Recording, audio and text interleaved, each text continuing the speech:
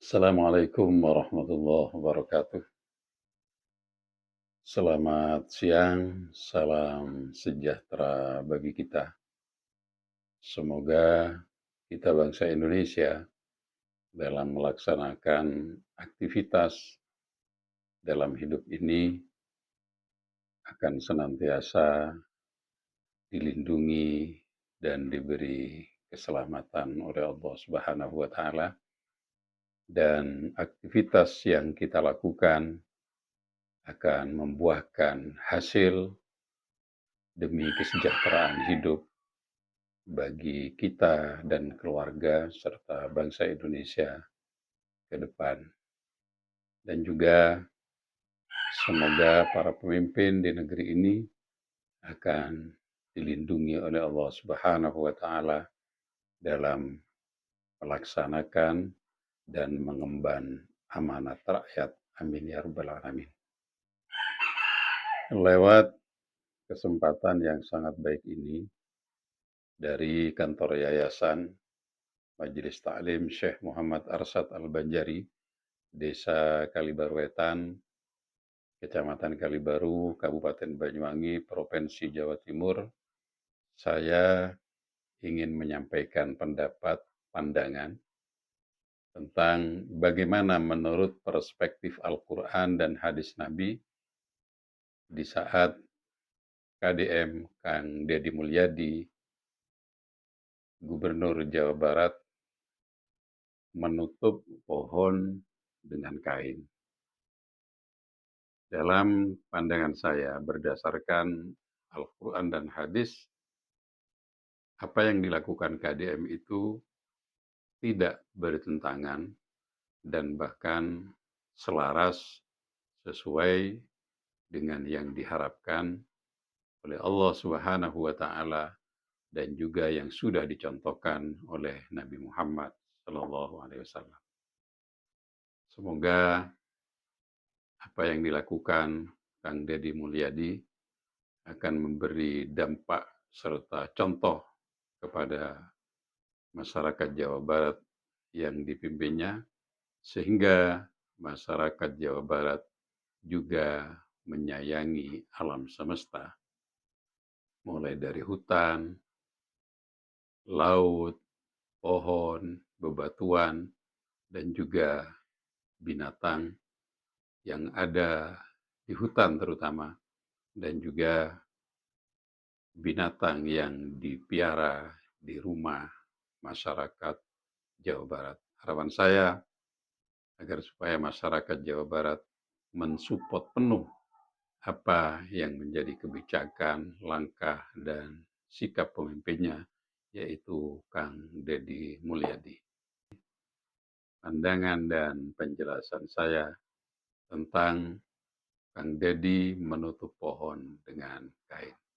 Selamat untuk menyaksikan dan menyimak pandangan dan penjelasan saya tentang kebijakan yang satu ini, yaitu Kang Deddy menutup pohon dengan kain yang bermotif lapangan catur yang berwarna hitam dan putih.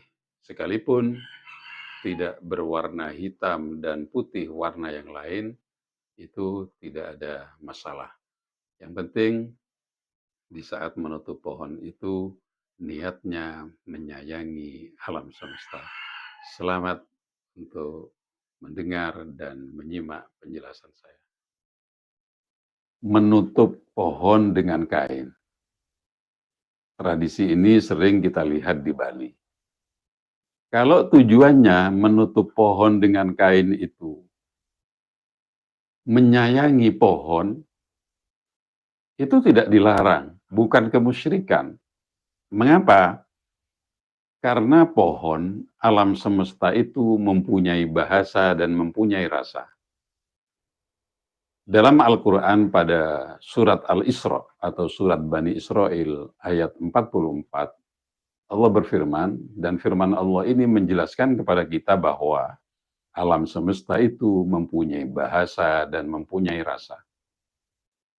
Firman Allah, A'udzubillahi minasyaitonirrajim, Tusabbihu lahus samawati sab'u wal ardu wa man fihin wa in min syai'in illa yusabbihu bihamdi walakin la tafqahuna tasbihahum. 7 petala langit dan bumi serta isinya itu bertasbih kepada Allah. Dan tidak satu pun di dunia ini kecuali bertasbih dan bertahmid kepada Allah. Walakin la tafqahuna tasbihahum. Akan tetapi kamu manusia sayang tidak faham kepada bahasa dan perasaannya alam semesta. Yang sangat faham kepada bahasa dan perasaannya alam adalah Nabi Muhammad Sallallahu Alaihi Wasallam.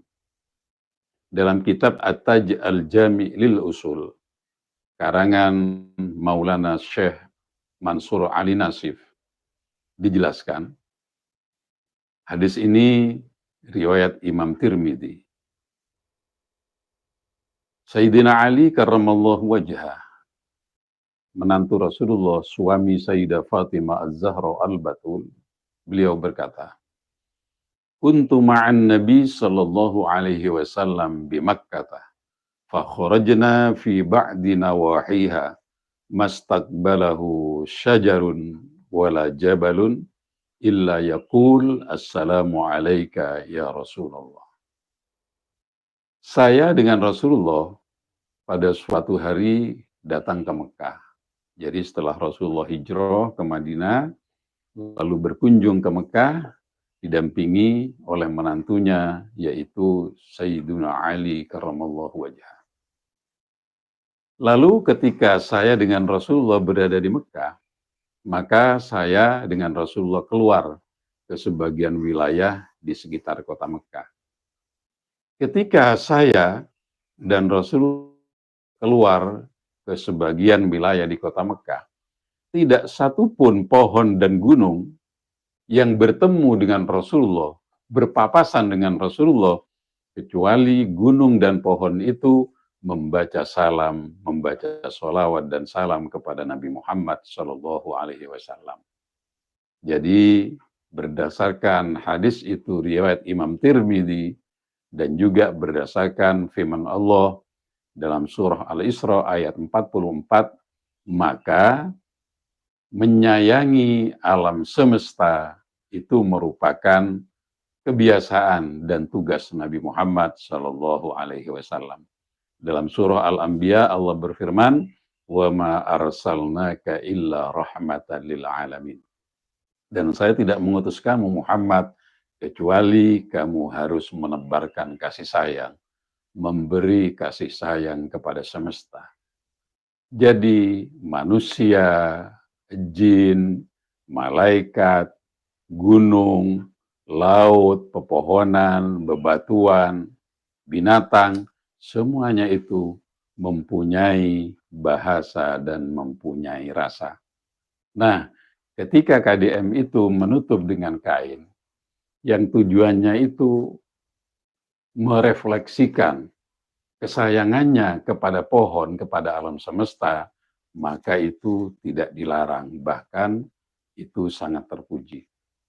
Memang ada beberapa amal perbuatan, sekilas amal perbuatan itu amal perbuatan dunia, seakan tidak ada pahalanya di akhirat. Rasulullah bersabda, kam min amalin yatasawwaru bi surati a'malid dunya summa yasiru min a'malil akhirah bi husnil niyah. Banyak perbuatan-perbuatan, sepintas perbuatan itu merupakan perbuatan dunia, seakan tidak ada pahalanya. Ya seperti menutup pohon dengan kain, membersihkan sungai. Itu semua adalah bentuk kasih sayang yang dicontohkan oleh Nabi Muhammad Shallallahu Alaihi Wasallam. Bukankah Rasulullah bersabda, an-nadhafatu minal iman, kebersihan itu adalah tanda bahwa orang yang senang kebersihan itu imannya sangat kuat. Kalau kita membersihkan halaman rumah, kita membersihkan desa kita, kecamatan kita, kabupaten kita, provinsi kita, negara kita, itu diniati melaksanakan harapan Rasulullah Shallallahu Alaihi Wasallam, maka itu ada nilai pahalanya di akhirat. Begitu juga menutup kain, kalau diniati kasih sayang kepada alam, maka itu juga akan melahirkan pahala di akhirat. Tapi yang terakhir, KDM itu diberi lakop atau julukan gubernur konten. Menurut pendapat saya, diambil dari Al-Quran dan hadis Nabi Muhammad SAW. Orang atau pemimpin yang mengerjakan atau melaksanakan kebijakan, melaksanakan kebaikan, dan kebaikan itu dirasakan manfaatnya oleh publik, itu sangat tidak dilarang. Bahkan memberi apresiasi, kemudian memberi reward kepada pemimpin yang berbuat kebajikan, itu merupakan kebiasaan yang dicontohkan oleh Allah dalam Al-Quran. Di akhir surah Az-Zalzalah, Allah berfirman, A'udzubillahi minasyaitonirrajim, Bismillahirrahmanirrahim, فَمَنْ يَعْمَلْ مِثْقَالَ ذَرَّةٍ خَيْرًا يَرَهُ. Maka barang siapa yang mengerjakan kebajikan sekecil atom atau sekecil biji sawi, maka orang itu akan melihat, akan menerima pahalanya di hadapan Allah Subhanahu wa Ta'ala. Rasulullah pernah ditanya oleh seorang sahabat. Hadis ini riwayat Imam Tirmidzi. Rasulullah Shallallahu Alaihi Wasallam ditanya, pertanyaannya, ya Rasulullah, ara'aita ar-rajula ya'malul 'amala minal khair wa yahmaduhu an-nas. Qala tilka ajilu busyral mu'min.